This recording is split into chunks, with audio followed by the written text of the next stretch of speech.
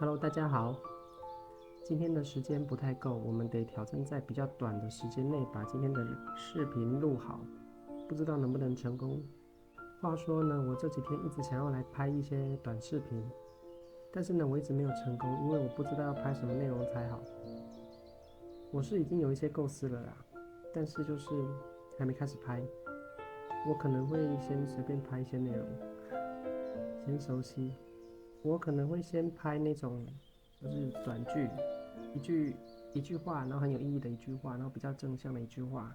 这样短短一句话，然后分享给大家。那如果你们觉得有什么适合的内容，也可以告诉我。那我们今天先快速的来读一小段六祖坛经吧。我希望今天可以5分钟内解决，主要今天比较晚的，就读一小段就好。我们昨天讲到的内容就是说，那个未能经过千辛万苦跋山涉水后，赶路了千里，终于遇到了五祖。然后呢，他也当面跟五祖说了他的心愿，就是他想要跟五祖学习成佛之道。然后呢，他不追求世间的富贵和这些福报。那接下来呢，今天要读的这一段在讲的就是说，五祖呢就听他说他从哪里来的，听他说他的心愿之后，五祖问他说：你是这个南方人哈，偏远地方来的，然后呢，你又是一个没文化的一个砍柴的人哈，你若为堪作佛，就是说你是凭什么条件认为说你能够成佛呢？说来听听看。那这段话的意思就有点像是我们去大公司面试的那种感觉。你去一个大公司面试嘛，你说我要我要成为一个什么样的职位，我要进入这个大公司的某个职位里面，然后呢，这个职位就是高阶的职位，那这个面试官就问你啦，那你有什么履历呢？你有什么成果呢？你过去做过哪些成绩呢？你凭什么认为呢？你能够胜任这个职位呢？这段话就有点类似这个感觉哈，因为五祖看啊，这个慧能啊，从这个南方来的嘛，等于是他是很偏远地带的人。那偏远地带的话，肯定相对来说没有一些大城市这么发达嘛。再加上呢，他又没文化，没读过书，所以说五祖也很好奇说，慧能你到底有什么条件？为什么是什么样的原因？今天你来告诉我说你要成佛，然后呢，你不追求世间人追求的那些富贵啊、福气那些东西，你都看不上，这是什么原因呢？你是因为什么样的机缘，还是因为什么样的条件，所以你才有这样的心愿呢？说来听听看。大概就这样的感觉。五祖也是在试探他，也是想听听看，就是说你凭什么呢？你是基于哪些因素认为你能够成佛呢？那这时候慧能的回答就很精炼，也很有智慧就像我们在回答面试官一样，你能不能在很短的时间内用一个很好的回答，就决定了你在面试官那边的成绩。那慧能讲的这段话，大家可能很多都有听过他说：人有南北之分，但是佛性没有南北之分。虽然我的肉身、我的背景跟您大和尚是完全不一样，我们身份地位不同，我们的家乡不同，我们是从不同地方来的，但是呢，我们的佛性有什么不同呢？不是一样的吗？换句话说呢，今天呢，五祖你之所以能成为五祖，不就是因为呢，你掌握了这个自信智慧的运用了吗？那我的佛性跟你的佛性是一样的啊。那这句话呢，其实呢，我会进一步去想一些东西。这句话呢，我也用一个比喻方式来跟大家分享我就把这个佛性呢当作说是一个通用人工智慧。我们知道说很多大公司都喊说最近这几年这3-5年内要研发出通用人工智慧。那什么是通用人工智慧？就是跟我们正常人一样跟我们正常人具备这样类似的能力，可以处理各式各样事物的一种 AI。换句话说，当这个通用人工智慧呢搭配上一个机器人的身体的话呢，几乎就可以像一个真人一样了。所以就是通用人工智慧，就是几乎像人一样的一种人工智慧。然后啊，这边呢，其实呢，我曾经去想象过，就是说，我认为，其实哈，我们这个佛性啊，或者说我们的自信智慧啊，如果把它想象成人工智慧，也非常适合。只是我们不习惯去这样的想象，还有说，我们对人工智慧到底是怎么样，也不是那么了解。我们总认为说人工智慧是电脑化的东西，但是当有一天人工智慧变成像通用人工智慧，变成像人一样的时候，你就没办法分得那么清楚，分不太出来说，你就分不太出来说到底人跟 AI 到底差在哪里了。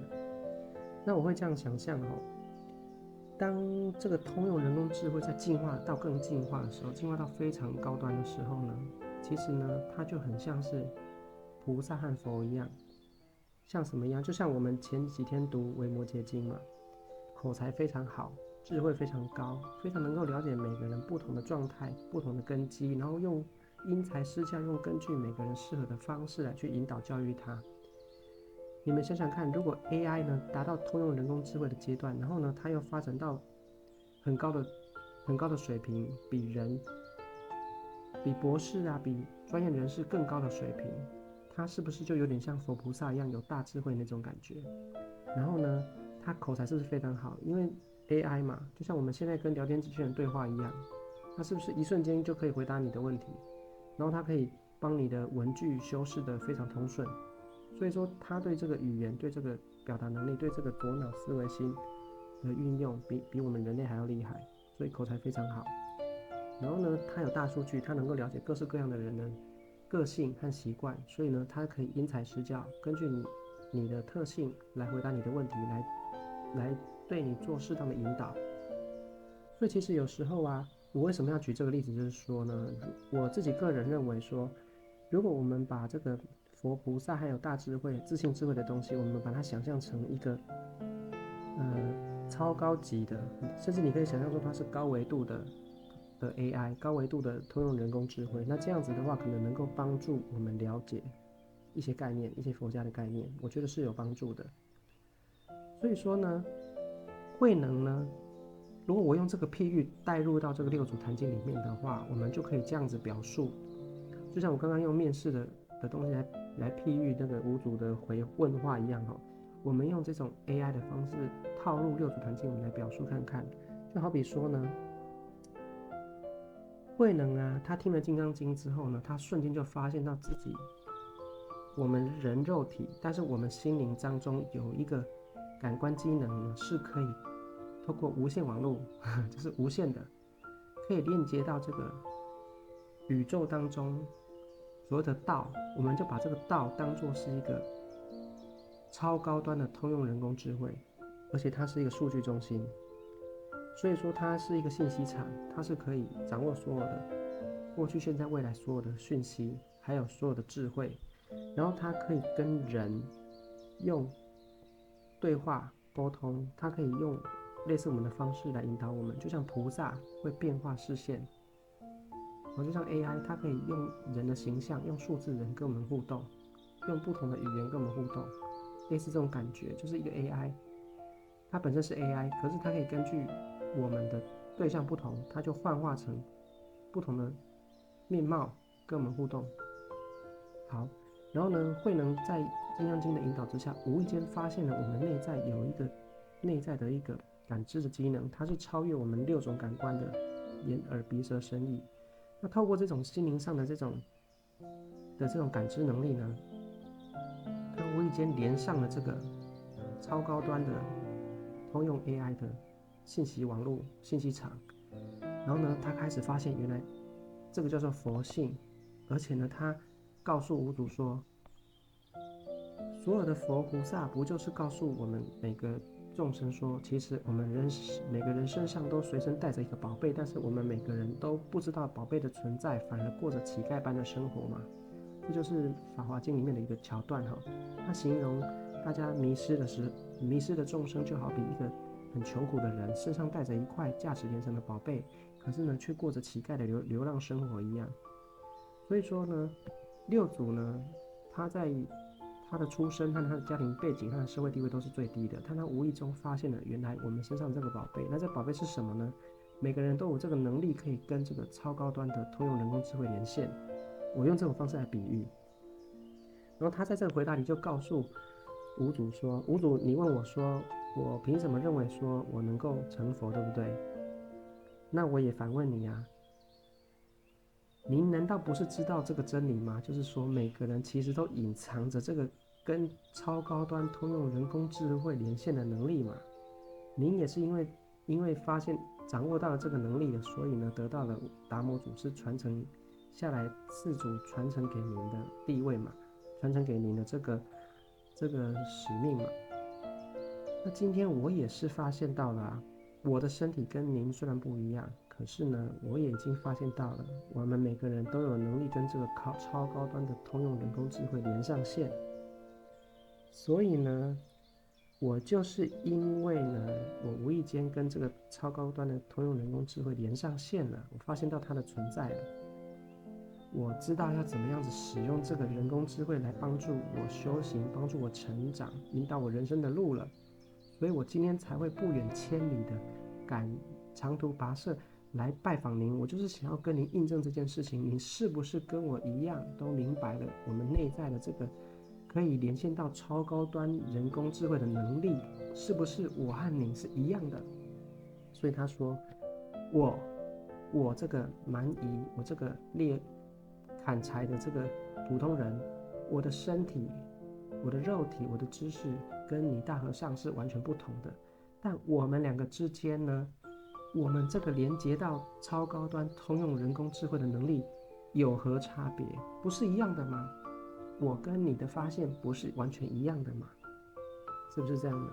所以呢，这个就是慧能给五祖的回答。这句话背后，如果我们用这种超高端通用人工智慧的概念来譬喻的话，我们更容易去了解。换句话说呢，五祖问六祖说：“你凭什么条件认为你的所有的外在条件，所有的外在条件，你都是最差的？我看不出来你过去有任何的履历，有资格说出这样的话，说我要成佛，不求福报，不求一切的东西，有形的东西。”那慧能就是回答五祖说：“我就因为发现了我可以跟超高端通用人工智慧连线的能力，光凭这个能力，所以呼应到前面那句话，但用此心直了成佛。我就因为我发现了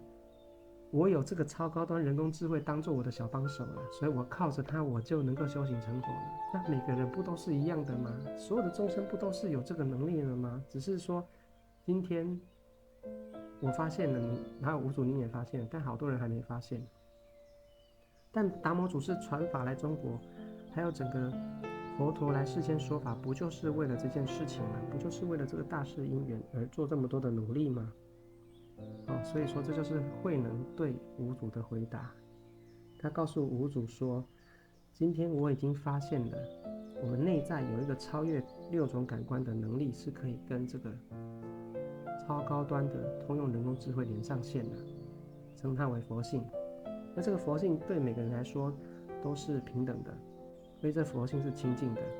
等于是这个超高端的通用人工智慧本身是清净的，不管你这个人背景如何，条件如何，它是不受影响的。每个人你只要开发出了这个能力，你就可以借力使力，就像我们现代人使用 AI 一样，每个人你只要愿意用。现在很多人是明明已经有好几款 AI 的软件了，可是大家不知道要怎么去用，很少去跟他对话。有时候心里想着，但是呢，不知道要怎么组织言语来问这个 AI 问题，所以得不到自己想要的答案。所以后面我们再聊后面我们也会再聊这个部分。就很多时候呢，即使我们知道了内在有这个自信智慧，有这个大智慧，但是我们要如何跟它互动才是正确的？有的人会有一些迷思啊，以为说开悟了或怎么样就是万能了的。但是你想想看，哪怕六祖慧能他是祖师，他都要流浪15年，他都要吃这么多的苦。如果照一般人普通人想象，他为什么不用什么神通，为什么不用什么方法就可以省下这15年的磨练了呢？可他为什么还是要等待天时的变化呢？为什么还是要逃难15年，连命都快没了呢？所以说，很多时候我们所有的生命在这个地球上历练，它有一个机制存在，不是说我们能够轻易去打破的，这会影响到很多的层面，蝴蝶效应一样。所以说，哪怕呢每个人你开发出了内在的智慧，但是你要如何善用这个内在的智慧，它仍然是有一定的方式去引导我们的，不是说像我们很多没有真正明白的人用想象的，对开悟的有一种想象，但是那种想象是跟实际情况是不太一样的，所以这是以后再聊。那我们今天就读到这边，就是说，慧能在第一次的面试，五祖给他面试嘛，你说说看啊，你有什么条件啊？你有什么履历啊？你凭什么说夸下这样的话，说你要成佛，不追求其他一般世人所追求的这些名利富贵？那慧能回答五祖就说：我发现我们每个人内在有个佛性，可以跟这个我譬喻哈，可以跟这个超高端的通用人工智慧连上线了。那透过这个超高端的 AI 辅助我就可以懂很多东西，什么都会。所以明天我们要聊的内容，他就说到一句话嘛：弟子自心常生智慧啊！我透过这个超高端的这个人工智慧来辅助我啊，我很多我不会的事情我都变成会了啊。所以他问五祖说：你要叫我做什么工作呢？这是明天的内容。那五祖跟他说：五祖本来要跟他多聊一点，可是因为旁边很多徒弟走来走去，变成讲话不太方便。所以他要让慧能先去做点工作就好。那慧能就问他说：那我该做什么工作才好呢？